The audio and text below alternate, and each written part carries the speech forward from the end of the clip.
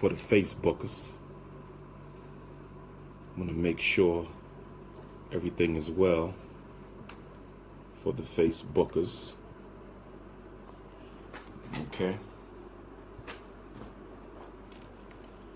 I want to see if the feed is working, and I believe that it finally is. So, Marcus Garvey is born August the 17th of 1887. He can be considered the seal or the last of the great 19th century revolutionary Pan-African nationalists. He did not invent revolutionary Pan-African nationalism. Marcus Garvey reinvented revolutionary Pan-African nationalism. The founding fathers of this ideology of mine, the founding fathers of this ideology of ours includes Bishop Henry McNeill Turner, who died today 102 years ago. He died May 9th, 1915. Marcus Garvey shows up in America March 23rd of 1916. There's the Reverend Henry Highland Garnett.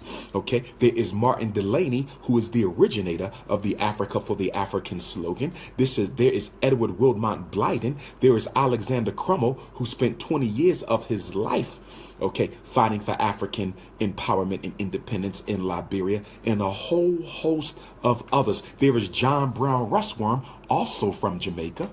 John Brown Russwurm, also from Jamaica, who has never been given the credit that he deserves as the first significant revolutionary Pan-African nationalist. He's the first black man to get a college degree in America. He's the first black man to publish a newspaper. That's right, Freedom's Journal. Y'all remember that? Freedom's Journal was published by John Brown Russwurm. But when we go to Jamaica, we don't see any tribute.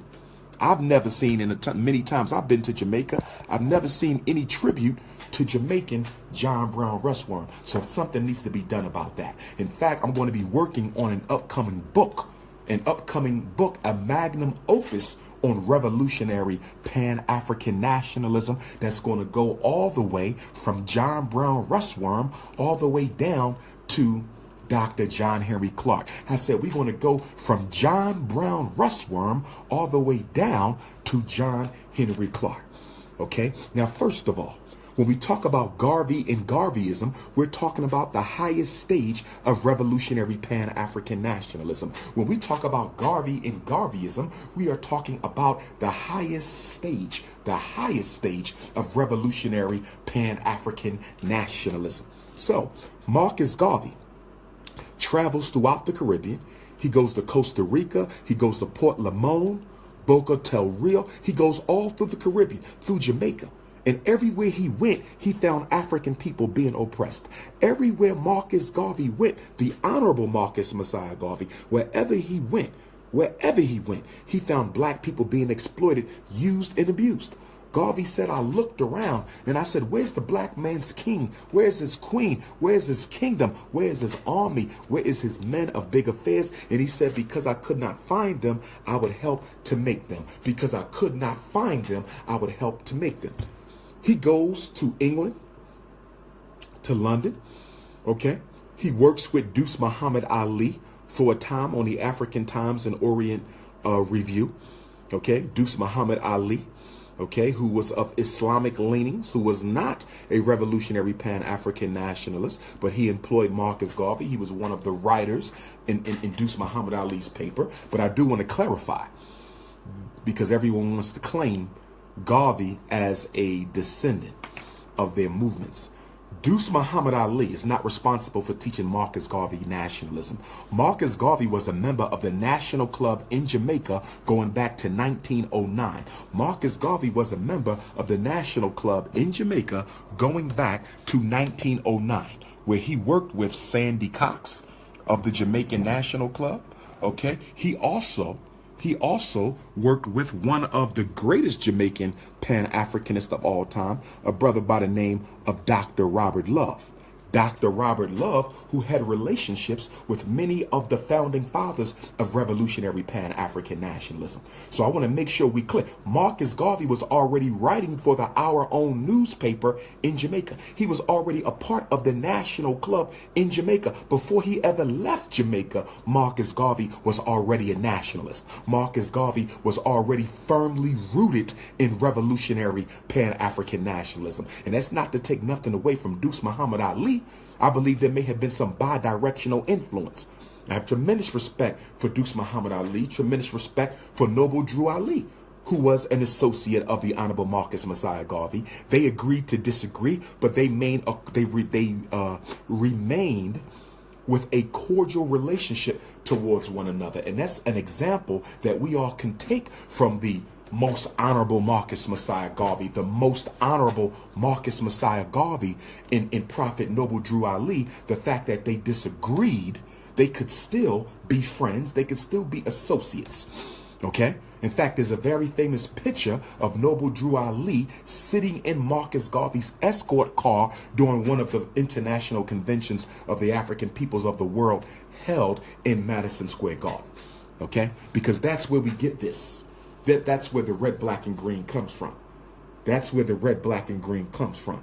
That's where the red, black, and green flag is the flag of the Honorable Marcus Mosiah Garvey. And I would argue that it is the red, black, and green flag's continued preeminence amongst African people globally, which it is the Honorable Marcus Mosiah Garvey's flag, the red, black, and green, which is still so preeminent amongst African people today that I would argue clearly shows the Garvey influence in all of black nationalism, in Pan-African nationalism throughout the world. There's only one flag that black people flock to. There's only one flag that black people flock to. We don't flop to that flag. We don't flop to that flag. We don't flop to their flag. We don't flock to that flag. We flock to this. The red, the black, and the green. This is the only flag that we flock to. And why did Garvey create the red, black, and green flag? Why did the Honorable Marcus Mosiah Garvey give us the red, black, and green flag? And when I speak of Garvey, respectfully, I'm also speaking of the 15 million revolutionary Pan-African nationalists who were members of the Garvey movement. So when I say Garvey, he didn't do it by himself. None of us does it alone. I have the National Independent Black Parent Association. I don't do it alone. I got 25 brothers and sisters representing 25 different chapters who are helping me do that. So when I say Garvey, I'm speaking of Garvey and all of those who worked with Garvey. But the reason, Mr. Garvey, the reason the Honorable Marcus Garvey gave us this flag is because at the time, at the beginning of the 20th century, you got to understand Garvey's setting. You got to look at, we're talking 50 years out of slavery. 50 years out of slavery is when the Garvey movement hits us. 50 years out of slavery, and you got a black man saying that we are the equals of everyone. You got a black man saying that we have a right to own our own land. We got a right to control our own destiny. We got a right to worship our own God. That was revolutionary 15 years after slavery. That was revolutionary. No one came to black people talking like that 15 years out of slavery. Nobody came to black people talking like that, but Garvey did. So you got to understand the time that Garvey came. The time that Garvey came is critical to understanding Garvey. Frederick Douglass just died in 1895. Frederick Douglass just died in 1895. Okay?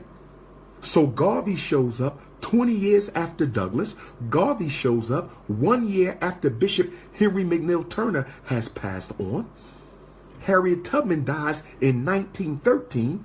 Garvey starts the UNIA in Jamaica in 1914. So Garvey is the first, if you look at it, he is the first next generation leader.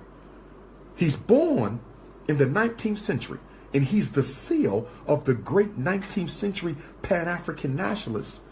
But he is the first significant leader coming from that period, closing out the 19th century, coming into the 20th century.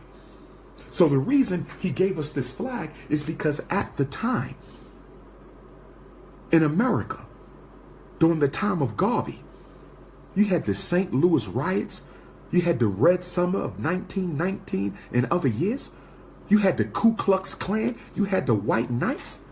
This Dr. King isn't even born yet. Malcolm X isn't even born yet. Medgar Evers isn't even born yet. Huey P. Newton isn't even born yet. Fred Hampton isn't even born yet. Stokely Carmichael isn't even born yet. They're not even born yet. And so Garvey gives us the red, black, and green flag because there was a song. White folk had a song, and the name of the song was "Every Race Has a Flag Except the Coon." The name of the song was "Every Race Has a Flag Except the Coon."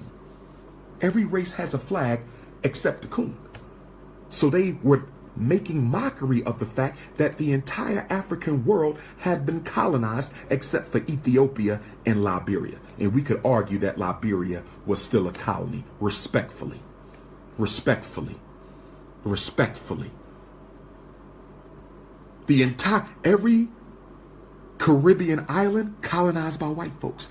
Every Central and South American country colonized by white folks. Every African nation colonized by white folks except Ethiopia, with the possibility of Liberia. So they were making fun at the fact that the black man had no land. He had no king. He had no kingdom. So at the first International Convention of the African Peoples of the World, which is the largest international gathering of African grassroots Pan-Africanists in history. Facts. Marcus Garvey's first international convention, which lasted from the 1st of August to the last day of August of 1920, is still the largest, comprehensive representation of Pan-African thought, ideology, and leadership in one place at one time. Now, we're going to back up because we skipped over some things, but when you deal with the convention, which was held in Madison Square Garden, the Garvey Convention was held in Madison Square Garden, New York City. Now, there's been 2 Madison Square Gardens in New York City since. There's been 2 or 3 Madison Square Gardens in New York City since the days of Marcus Garvey. But at that time, it was unheard of. At that time, it was unheard of for a black man to organize an international convention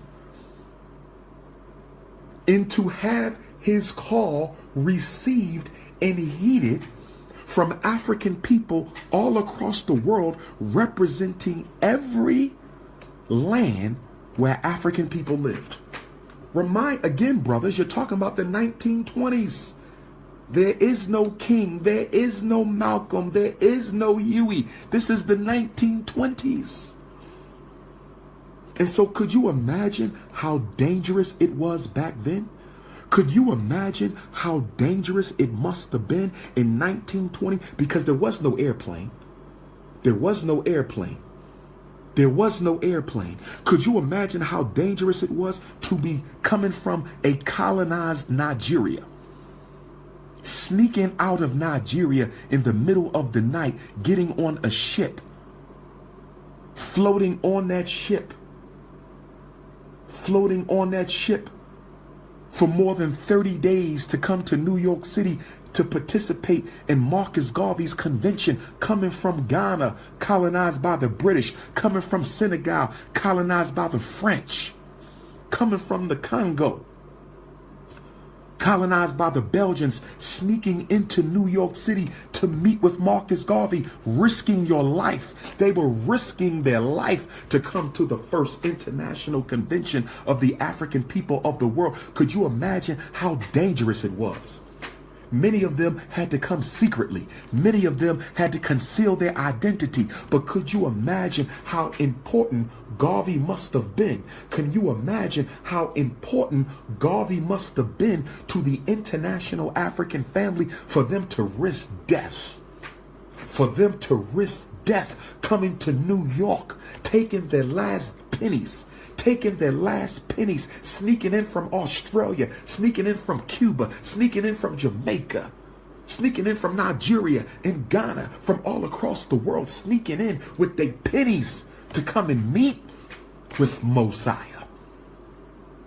See, when you deal with this Garveyism, you dealing with something you don't know about.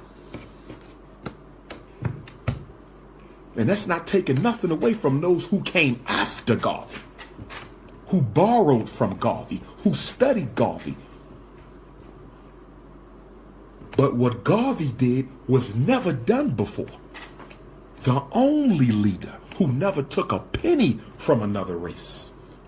Garvey is the only leader of a mass movement to never take a penny from another race. He took no money from Arabs. He took no money from East Indians. He took no money from Europeans. Garvey. So let's go back.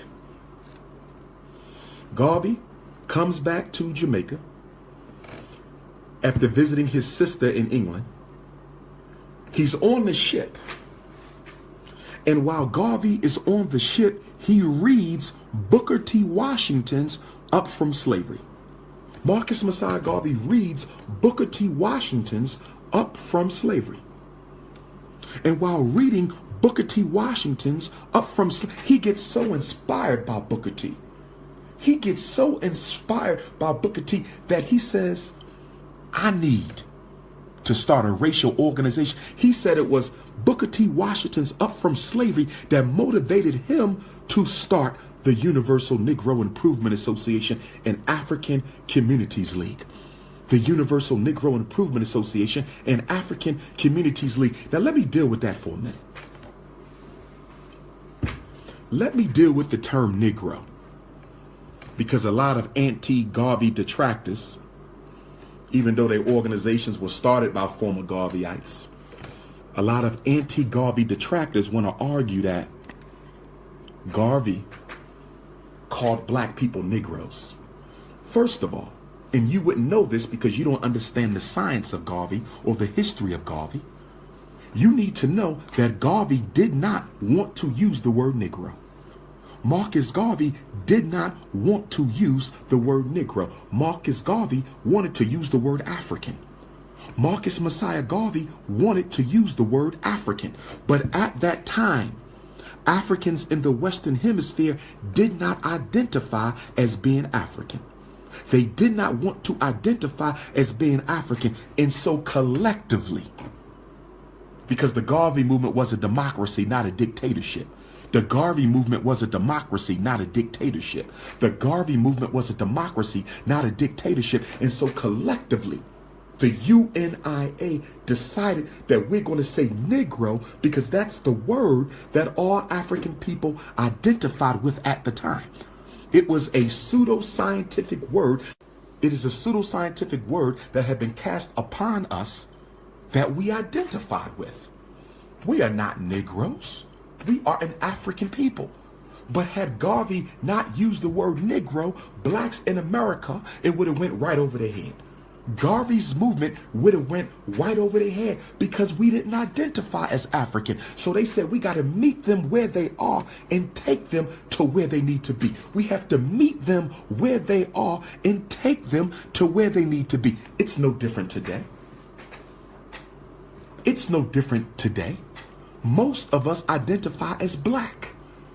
In America, we don't identify as African, we black. In Canada, we don't identify as African, we black. In the Caribbean, we don't identify as African, we black. So if you start an organization today and you say African, it's going to go over a lot of our people's heads because they're still asleep and unconscious. So all Garvey did was meet the people where they were. But that's why the name of the organization, the total name, is Universal Negro Improvement. We want to improve upon the consciousness of the Negro. We want to improve upon the power of the Negro. We want to improve upon the economics of the Negro. We want to improve upon the culture. Universal Negro Improvement Association, and that's not the whole word, the whole title, and African African Communities League. Facts. Facts. It is UNIAACL, Universal Negro Improvement Association, and African Communities League. So Garvey said, we still got to put African in the title because that's what we are. We know we got to meet our people where they at. They still consider themselves Negro. So we're going to say Universal Negro Improvement Association. But for those who know who they are, we have to speak the truth. So we're going to also add to the name of the organization, the African Communities League. Facts. Okay. And just to clarify, Garvey was not a religious figure. He may have been deified in the minds of people, but he never teached or taught that he was any kind of a prophet or a Messiah. He never did that. Garvey never did that. The Garvey movement was not a religious institution. It is a nation building institution. The Garvey movement is about building a government. The Garvey movement is about building a government for African people. We believe in freedom of religion. Freedom of religion. As revolutionary Pan-African nationalists, we believe in freedom of religion. And yes, we are African. The word African is an indigenous African word, Afrikan.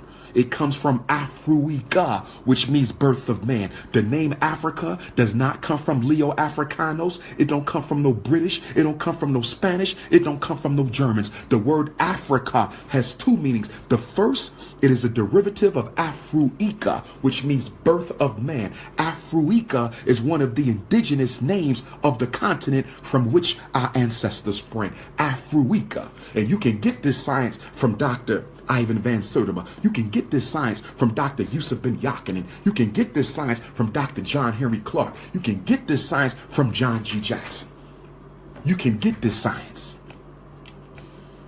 Afrika, birth of man. And the second meaning is Afrika, coming from the Kemetic phonology, Afrika, Ra-ka.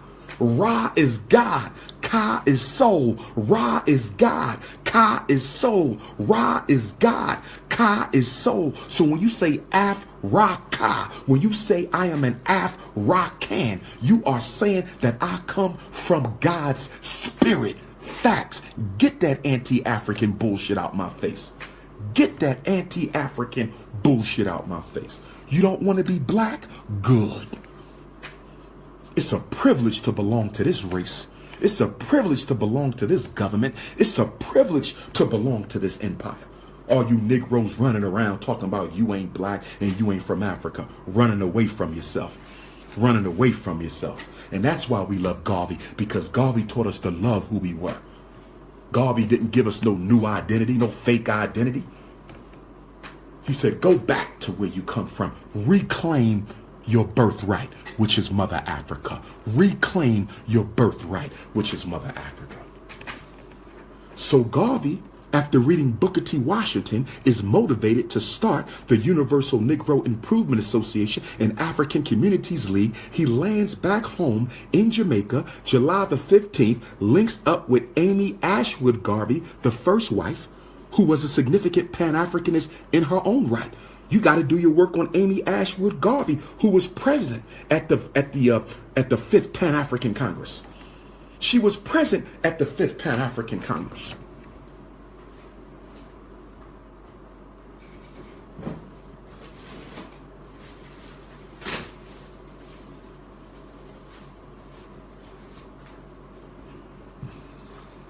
She was present at the 5th Pan-African Congress.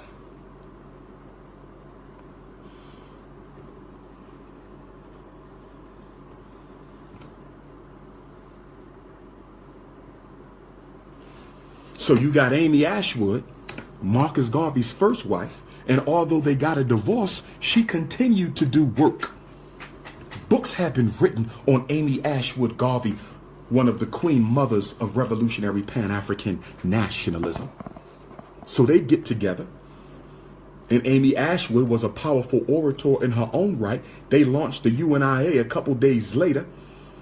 But Garvey ran into opposition. Garvey was a deeply melanated African. That's another thing about Marcus Mosiah Garvey. Marcus Garvey was not only the leader of the largest black organization of all time, Marcus Garvey was one of the darkest. He was the darkest major leader that you had in the 20th century. No, Marcus Garvey could not pass the brown paper bag test. Marcus Garvey was a dark, richly melanated African. And you don't get another major, deeply, richly melanated African until the late, great Dr. Khalid Abdul Muhammad. I said the late, great Dr. Khalid Abdul Muhammad. The late, great Dr. Khalid Abdul Muhammad. And guess what? Marcus Garvey, the Honorable Marcus Mosiah Garvey, and Dr. Khalid Abdul Muhammad, and we do want to put it in context because Dr. Khalid was working to be the next Garvey, but he was nowhere near Garvey. No other leader came nowhere near Garvey out of respect, okay? No leader, nobody ever did what Garvey did. Garvey was an international African leader. He's the only leader we had who was simultaneously leader of African people wherever they lived at. No other leader can claim that. Garvey was the leader in South Africa. He was the leader in Nigeria. He was the leader in Cuba. He was the leader in Brazil. He was the leader in New York. He was the only international African leader. Okay?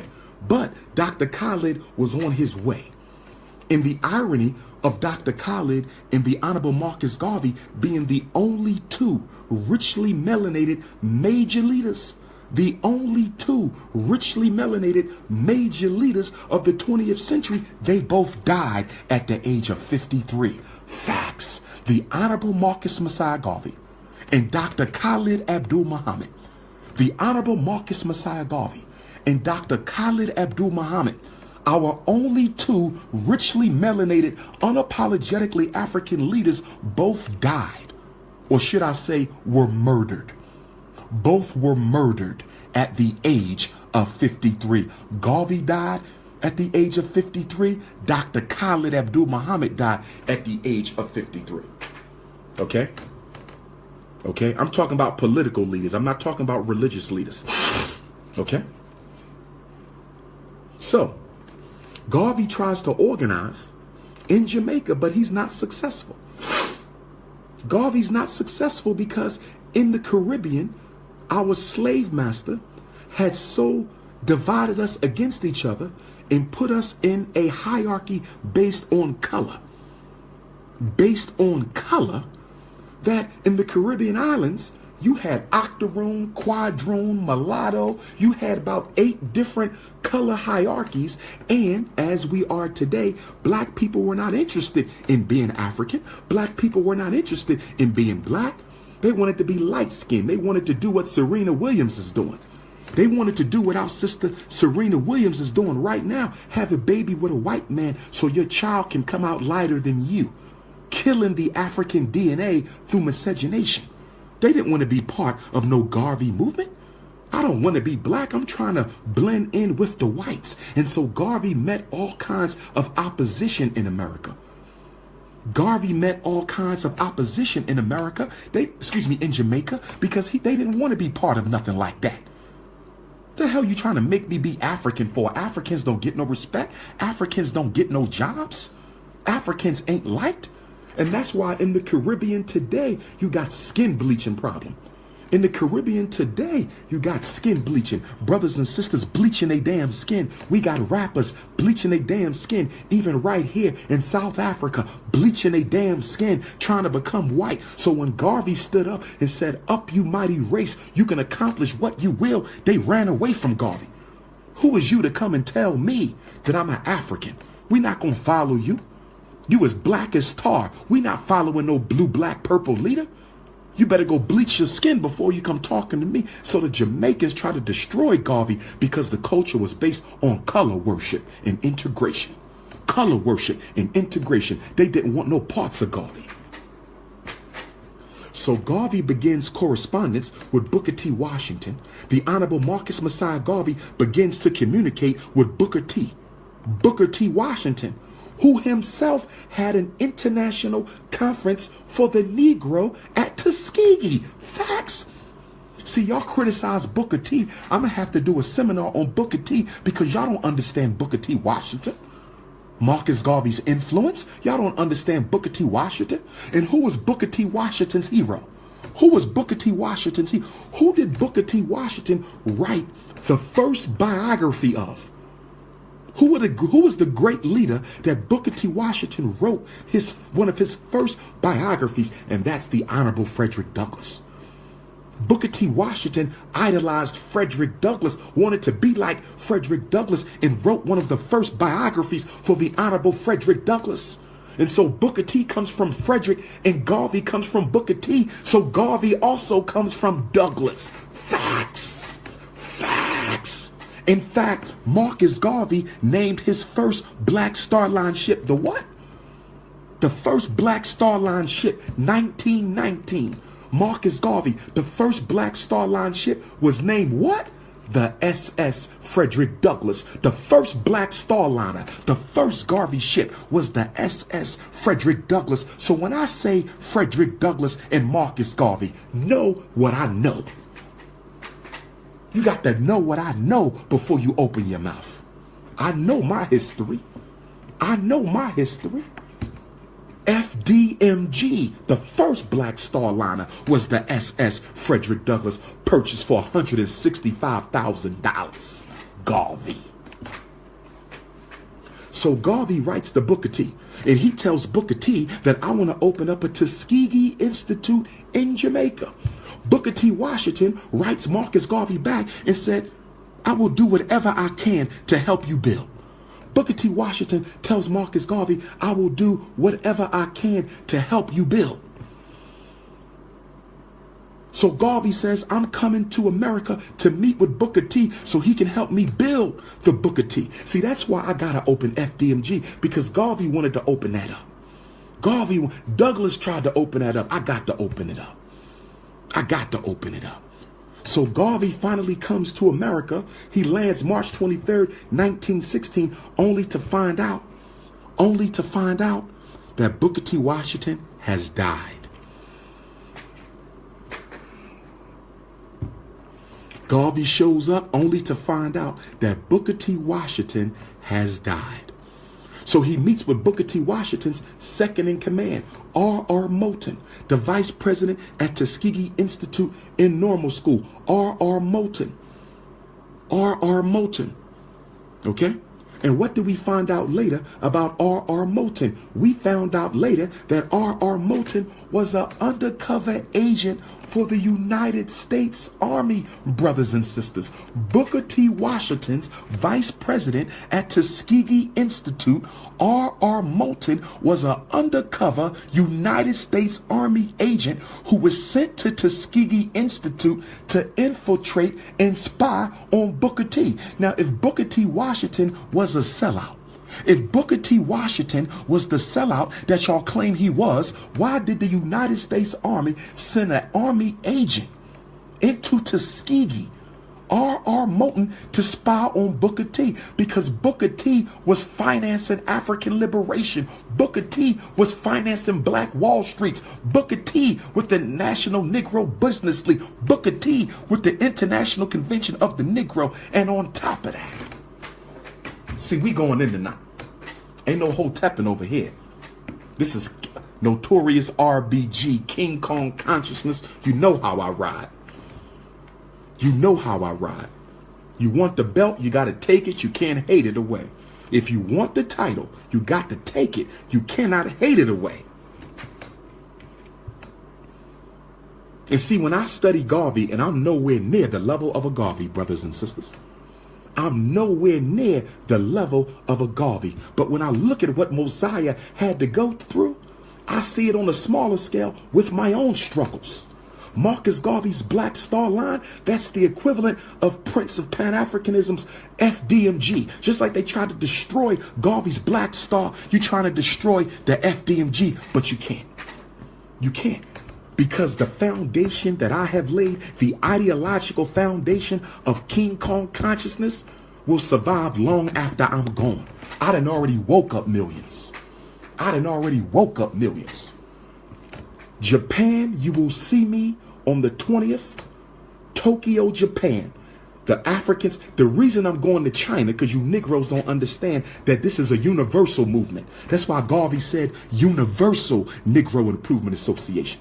I'm going to Asia because there's Africans in Asia. There's the indigenous Africans who came from Africa and built civilizations in Asia, who created the ninja, created the samurai, created the Asian martial arts. We got Africans from America, United States military, who are stationed in Tokyo. They need to feel that energy. They need me to come and raise their spirit. They surrounded by Asians